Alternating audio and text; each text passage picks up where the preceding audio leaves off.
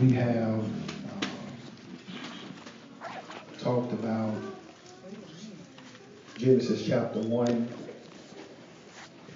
where God said, "Let there be light," and we have determined that there is still in today's world deep darkness, deep-seated darkness. Thank you, ushers, for your diligence. Amen. God bless you. Amen.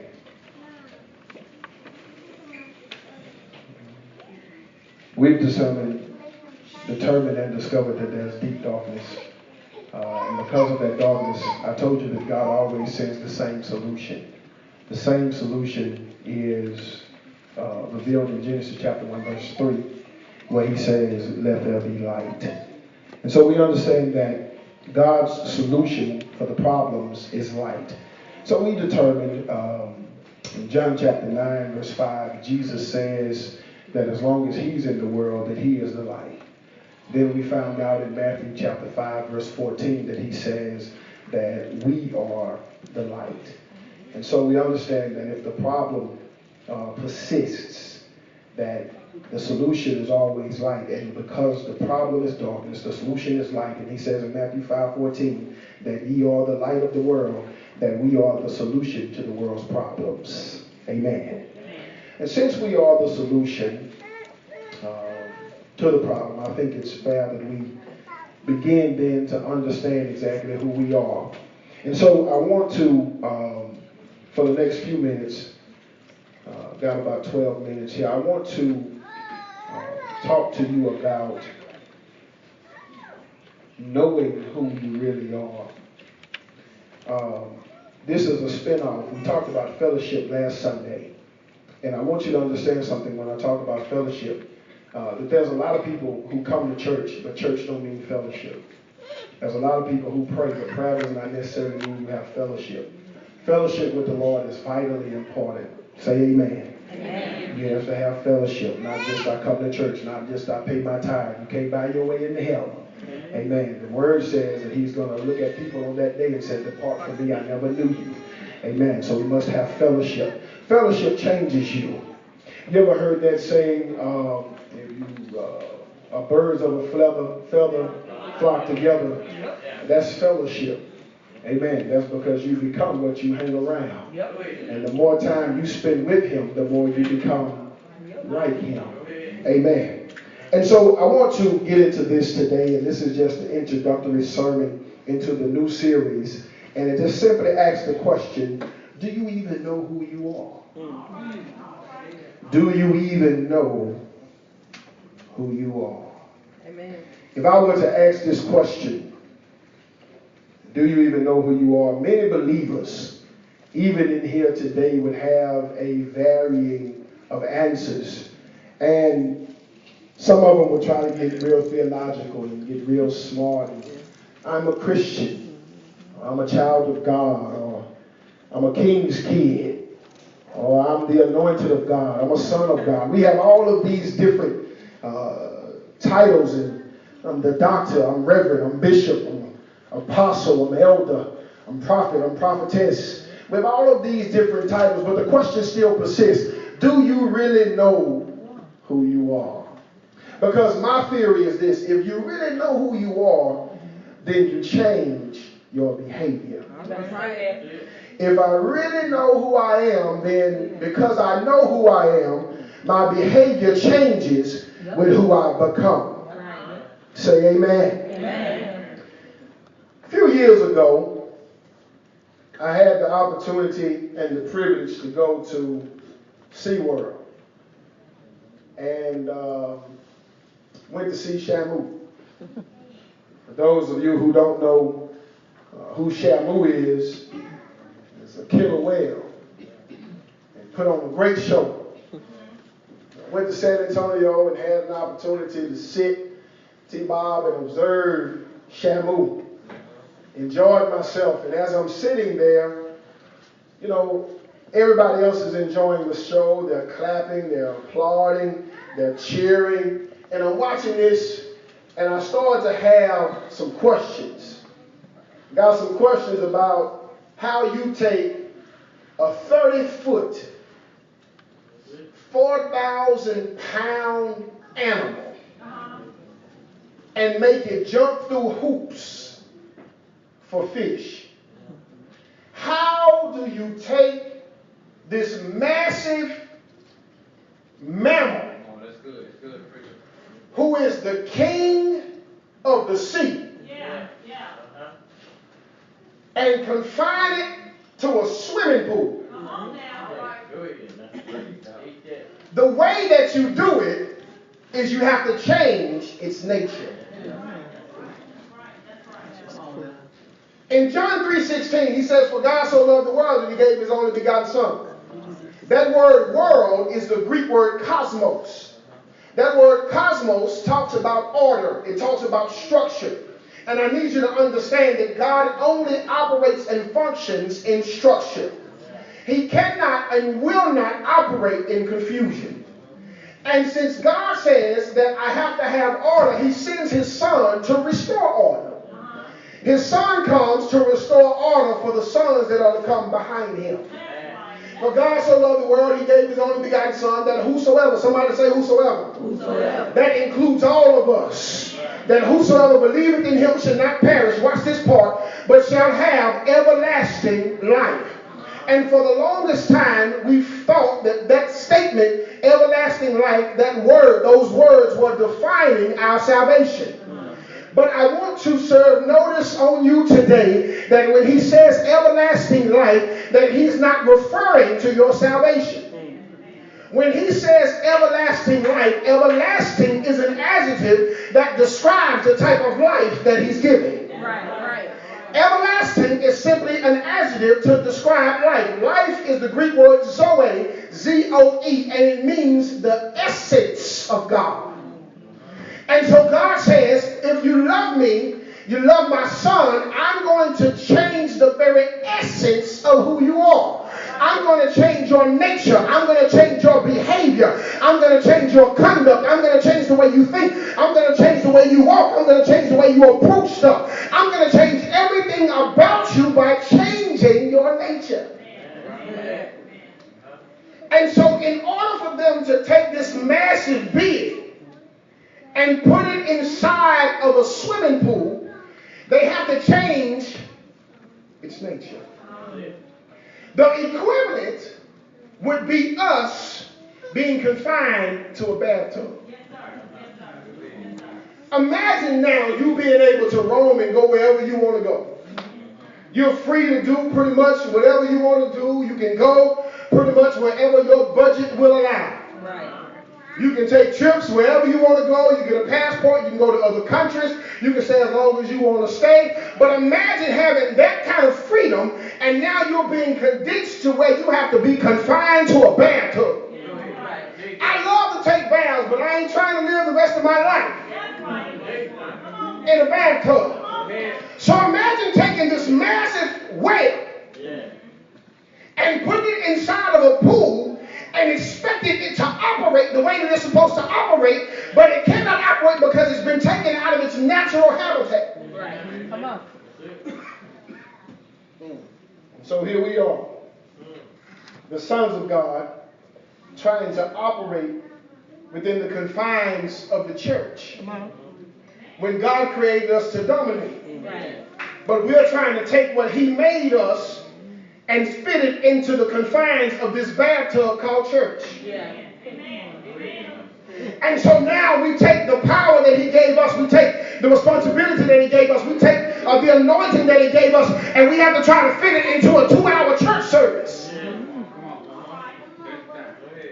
Imagine having and being the most powerful being on the earth, and you have to try to confine that into a body. Jesus was the greatest of great. He is the Alpha and Omega. He's the beginning and the end. He is the Word, was there from the beginning, and now he has to try to confine all that to him. When they couldn't define him, they killed him. And so he couldn't fit in church. He was too big for that. And so what they'll try to do is get you to change your nature, so that you can operate within the confines of their church. When you don't meet that denominational requirements, then you got to go because you got to fit within this bathtub. I can't fit within that bathtub. God's got too much in me and too much for me to do for me to be confined to a bathtub. Because how big your tub is, at some point, you're going to want to outgrow. Spread your wings and be free and live according to what God has for you. But there's so many believers who believe the word, but they're still confined to a bathtub. They hear you saying that God is able. They hear you saying that he'll heal you, but they can't get out the tub.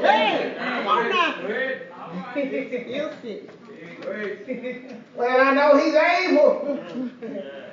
Trust him for it then. That's right. Watch this. The killer whale has no domain. It can dwell in any ocean. Salt water, pure water, hot water, or cold. It came built with. There's a layer of fat underneath the skin of the whale that's called blubber that allows it to function in any type of weather. By nature, it was born to survive. Y'all will catch me on the other side. What am I telling you? I'm telling you that it does not matter what you run into, what circumstances. You are born again with some stuff in you that others might not. If they ain't got that blubber in them, then they can't make it. There's other fish and there's other whales that can't go where the killer whale can go. But because it came equipped with some stuff. See, I started asking some questions, Brother Mike. I got some questions about this killer whale. All right. Yeah, because the killer whale got to dummy itself down and put on a show to get applause. It got to perform tricks in order to get people to keep coming to church and coming to see where they got to do stuff. Yeah, because if I don't perform the tricks, then the people don't come. If I don't hoop like they woman who, then the people don't come. If I don't put on a show and do tricks, then the people don't come. So what you have is people who leave their very nature to fit in the bag.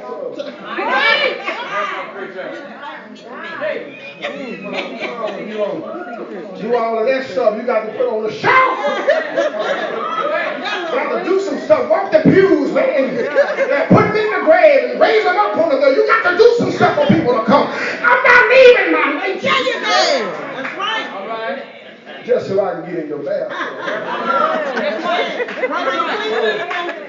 I started asking some questions then. I got some questions about how in the world you expect this animal to survive in a place that's not natural for it. Yeah. Because the killer whale, let me give you just some nerd facts. The killer whale is not even a whale. It's actually the largest member of the dolphin family. But long time ago, some fishermen observed this large dolphin called an orca, observed the orca killing whales. And so they started calling it the whale killer. And over time, whale killer just didn't quite sound right. So they started calling this dolphin a killer whale. So they started calling it by its activity. Identifying it by what it does. And so, the killer whale then that I went to see was named Shamu. And so, it stunned me, Sister Paula, when I'm walking out of... Hey, that's my time. Go. Don't stop, bro. You got a bowling ring.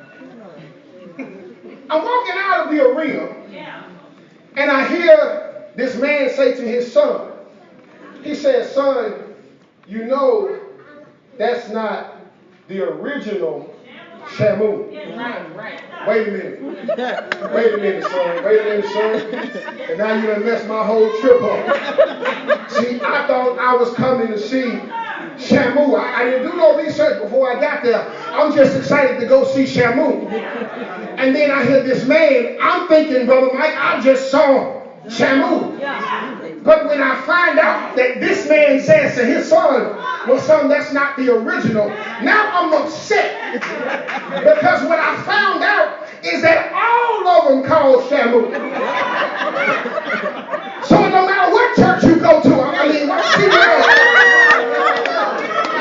it don't matter where you go, they all on the same program. They all doing the same thing and getting the same results. Nothing. But I was coming to see something special. But the same show they did in San Antonio, they do in San Diego, and coming at the same thing. I was coming to see the original. All I got was same thing. They just, from generation to generation, they taught the kids the same thing they taught the original. And so church has become generational. Come on. And so now here we are doing the same thing our ancestors did, just sitting in church. Come on. We doing the same stuff. And, now you got millennials who question the very existence and give all credit to the universe. Well, how you going to praise the universe and he made the universe? You can't praise the created thing and not the creator. I don't hear nothing about no positive energy. The only positive energy I feel is the Holy Spirit. And then the other energy called his glory. When I feel negative energy, I put a name to it. I call that the devil. I call that the enemy. I call that Lucifer or Beelzebub. And so what happens is people get tired of the same old thing. They want to see something new. I came to see a new show. How y'all doing the same trick, the same pony tricks and same horse and pony, same tricks you've been doing. My granddaddy and my great-granddaddy and my great-great-great-granddaddy preached the same thing. I know he's all right. And he did the same thing. He died on Friday, got up on Sunday. I've been hearing the same thing. Can you tell me, sir, how that relates to me and what I'm going through today? I need to know. I know that he died. Yes, it's important. I know that he died. Yes, that's important. But can you tell me who I am?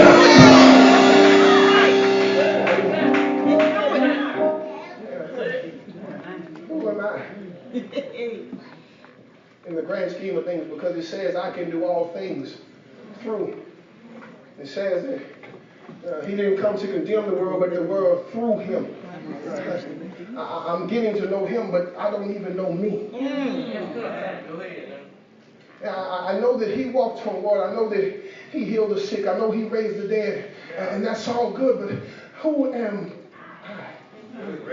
So, I don't even know who I am. And so what happens is this. Because the original Shamu, she died in 1971. See, the life expectancy for the killer whale is supposed to be between 27 or 19 and 27 years. When they took her out of her natural habitat, she only lived 6 years. Because anytime you take me out of where I'm initially supposed to be, I cannot live my life expectancy. My life get cut short because I'm out of where I'm supposed to be. And so what happens is, because they couldn't go back and remake her, they started manufacturing and producing baby whales. Watch this part though, because this got interesting right here. Because the baby whales that are now born in captivity don't even know what it's like to be free. All they've ever known is the swimming pool. They don't have no idea what it's like to swim in the Atlantic. They don't know what it's like to be in the Arctic. They don't know what it's like to be in the Pacific. All they know is the swimming pool. So how, after you've been in the Atlantic, are you going to take advice from somebody who ain't never been out to swimming? And so here we come with the fresh word from God talking about you can swim in the ocean, and you got people that don't want to get out the bathtub. All right. Make it plain, Pastor. Trying to tell you that God is able to do exceeding abundantly above all you can ask or think, but we don't want to get out the bathtub. That his desire is to heal all. Right. We don't want to get out the bathtub. That's right. That's right.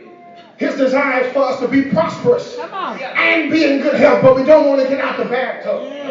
Well, Pastor, you don't understand. I had to quit school in the 10th grade. I had kids and I had so much other stuff going on. You don't understand. I've been divorced 3 times. This is my 4th time. And man, you don't keep making your excuses. That's why you want to stay in the bathtub.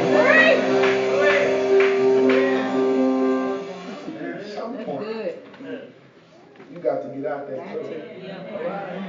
And so I had a question, Brother Mike. I asked, researched a little bit deeper, and I found out that they did some research.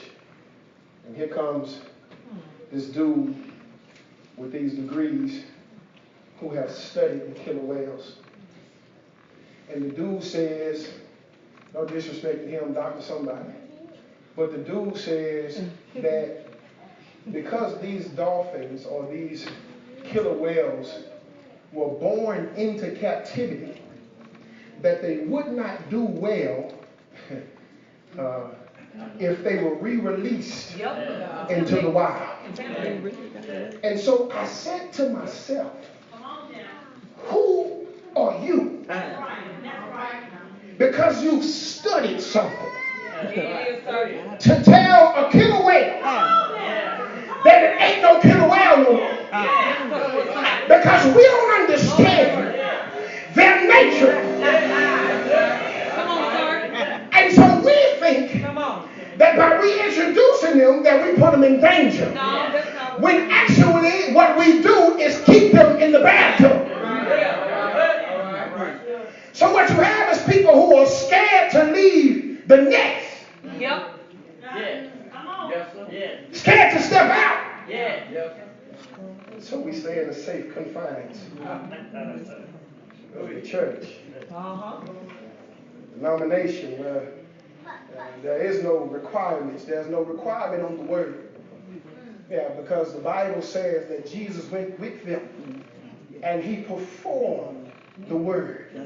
Yeah, so anytime that there's a word that goes forth, there should be a performance of the word. Paul said in 1 Corinthians that I don't come with enticing words of man's wisdom. He said, I came to give you a demonstration.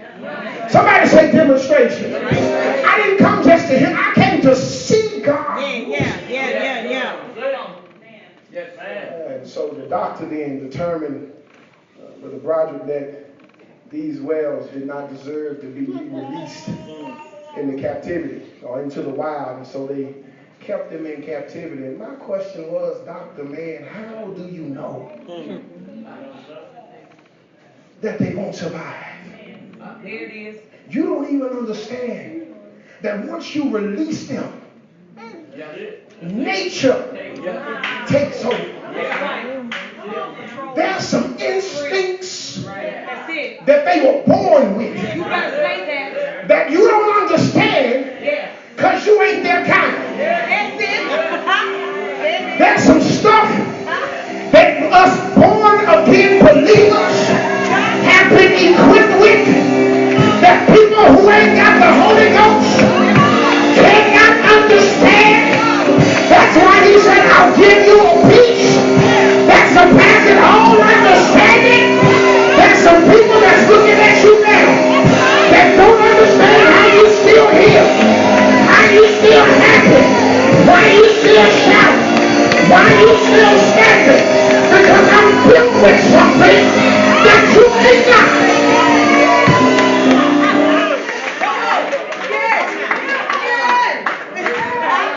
I wasn't born naturally with it, but when I got born again, God put something on the inside.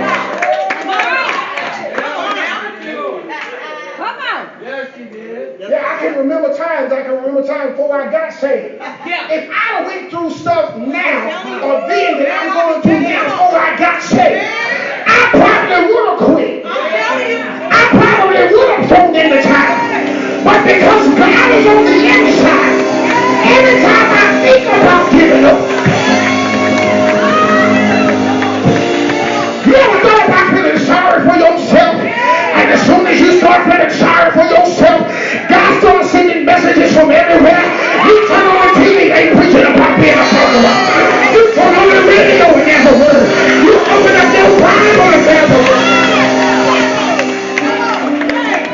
That's God reaching out to your inside and saying, I put some blubber in you. And whether it's hot or cold,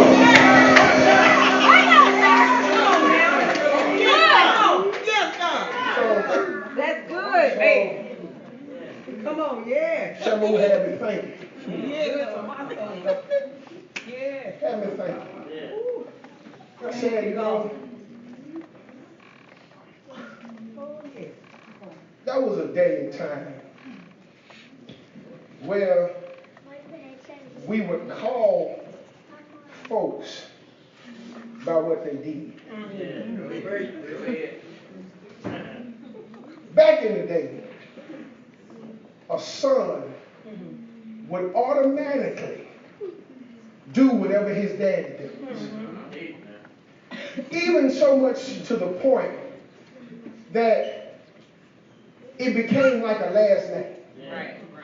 You ever went to school with or know somebody last name blacksmith, shoemaker, painter? Normally, it's because they are identified by what they do. And somebody observed this large dolphin that's not even a whale. Stand up if you knew that. And started calling it by what it did. What if God said, I'm going to call you by what you do? I want you to let it sink in for a minute. If he were to give you the name that you do, My God. Mercy. Amen. Come on, pal. what would your name be? I'm thankful and grateful Amen. I'm telling you. that his name is now my name. Amen. What if, matter of fact, some of us will be hyphenated like we do anyway. Latoya, liar, jealous, hyphen, hating. What would your name be? If they were to call you by your activity. One of the most interesting things that I found,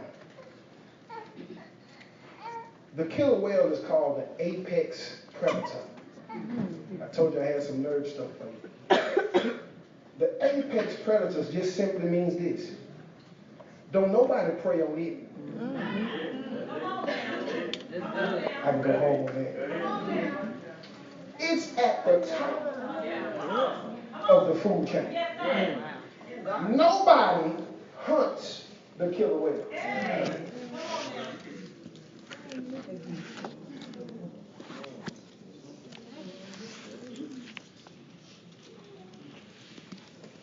It ain't went to school.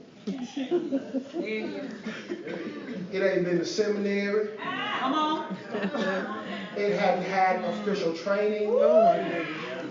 It hasn't been to ministry school. Come on. Nobody else in the sea Come on now. has been to school to learn that the killer whale is the apex predator. There's an understood pecking order. Come on.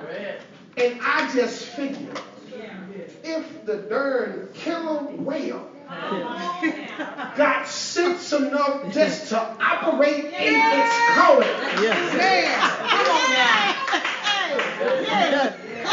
Ain't nobody got to tell it. It ain't got to be preached 100 times. You ain't got to go get no lessons. It just understands that when I come through, everything get out.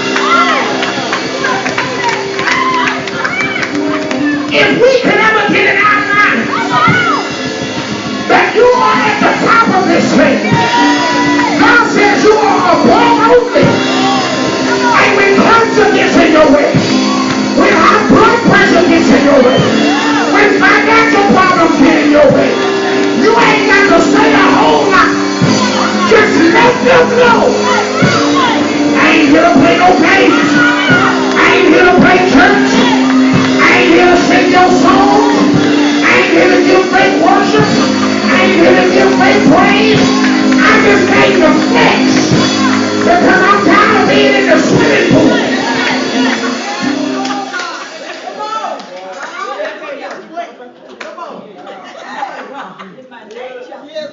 It's just what we do. Why I keep having to preach that you're supposed to dominate? That's just what we do. You made in his image and his likeness. What more I need to tell you? Just don't do it.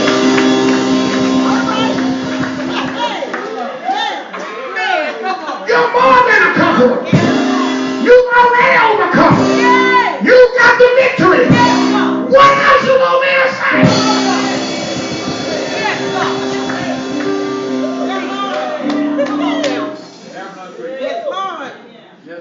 Can I tell you what's happening? Oh, God. You done got caught in that swimming pool. My God.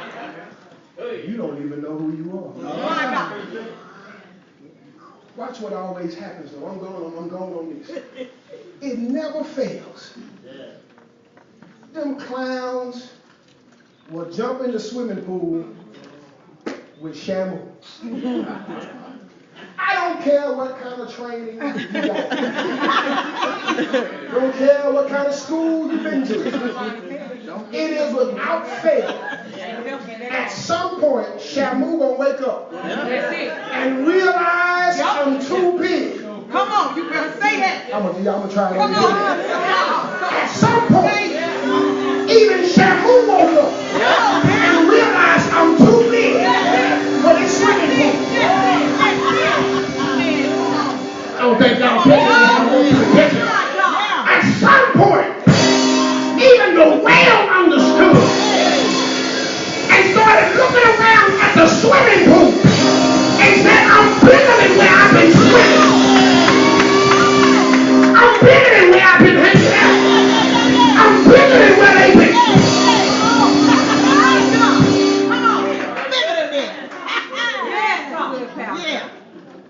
Come on. You know what? Yes. I watched a show the other day.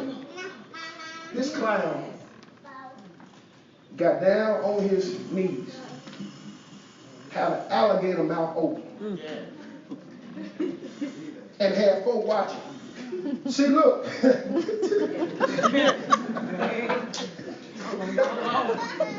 He's not going to do anything. I said, this dude got to be the dumbest person I ever seen in my life. It's only a matter of time. That's it. You think I'm a killer? I eat meat. And you gonna sit your head. And then they got mad Mike at the alligator. Oh, I'm mad at you, dummy. At some point, the alligator is gonna realize that I'm an alligator. You ain't gonna keep playing with me.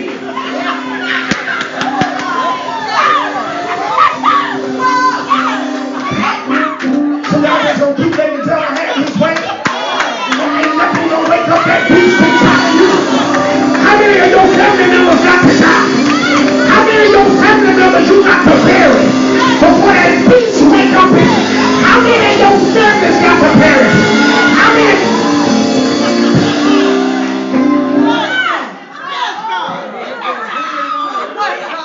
keep on sticking your head. No. And the enemy thinks he's making a fool because it becomes a circus. Yeah, and people start gathering to see the church be made a fool of until the church wake up.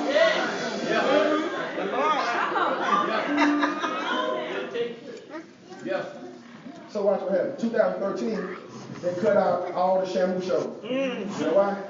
One of them trainers got drowned. Ain't funny, I'm just saying though. What you thought was gonna happen? You thought you just gonna keep throwing him them little fish? You blowing the whistle and he jumping through hoops? Man, that's a killer whale. You can't change his nature. He may be in that swimming pool for a certain amount of time, but eventually what's in him is going out. If it's true for the whale,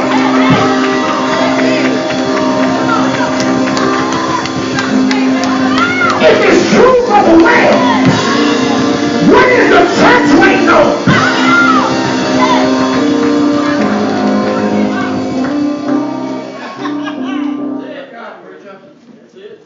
I'm done.